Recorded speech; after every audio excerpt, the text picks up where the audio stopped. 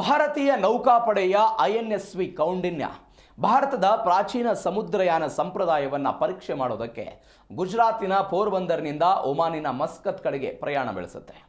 ಆಧುನಿಕ ನೌಕಾ ಹಡಗುಗಳಿಗಿಂತ ಭಿನ್ನವಾಗಿ ಐಎನ್ಎಸ್ವಿ ಕೌಂಡಿನ್ಯ ಯಾವುದೇ ಎಂಜಿನ್ ಅನ್ನು ಹೊಂದಿಲ್ಲ, ಲೋಹದ ಮೊಳೆಗಳಿಲ್ಲ ಮತ್ತು ಆಧುನಿಕ ಪ್ರೊಪೆಲ್ನ ಯಾವುದೇ ಅಂಶಗಳನ್ನು ಕೂಡ ಇದು ಹೊಂದಿಲ್ಲ. ಇದು ಸಂಪೂರ್ಣವಾಗಿ ಗಾಳಿ ಹಡಗುಗಳು ಮತ್ತು 1,500 ವರ್ಷಗಳಿಗಿಂತ ಹಳೆಯದಾದ ಹಡಗು ನಿರ್ಮಾಣ ವಿಧಾನವನ್ನು ಅವಲಂಬಿಸಿದೆ.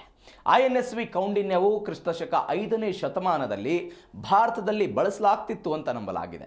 ಈ ವಿನ್ಯಾಸವು ಮುಖ್ಯವಾಗಿ ಅಜಂತಾ ಗುಹೆ ಚಿತ್ರಗಳಲ್ಲಿ ತೋರಿಸಲಾದ ಹಡಗುಗಳನ್ನು ಆಧರಿಸಿದೆ. ಜೊತೆಗೆ ಪ್ರಾಚೀನ ಗ್ರಂಥಗಳು ಮತ್ತು ವಿದೇಶಿ ಪ್ರಯಾಣಿಕರ ದಾಖಲಾತಿಗಳ ವಿವರಣೆಗಳನ್ನು ಇದರಲ್ಲಿ ಸೇರಿಸಲಾಗಿದೆ. ಈ ಹಡಗಿನ ಮರದ ಹಲಗೆಗಳನ್ನು ಕಬ್ಬಿಣದ ಮೊಳೆಗಳಿಂದ ಜೋಡಿಸುವ ಬದಲು ತೆಂಗಿನ ನಾರನ್ನು ಬಳಸಿ ಒಟ್ಟಿಗೆ ಹೊಲಿಯಲಾಗುತ್ತದೆ. ಹೀಗಾಗಿ ಈ ಹಡಗನ್ನು ಹೋಲಿದ ಹಡಗು ಅಂತ ಕರೆಯಲಾಗುತ್ತೆ.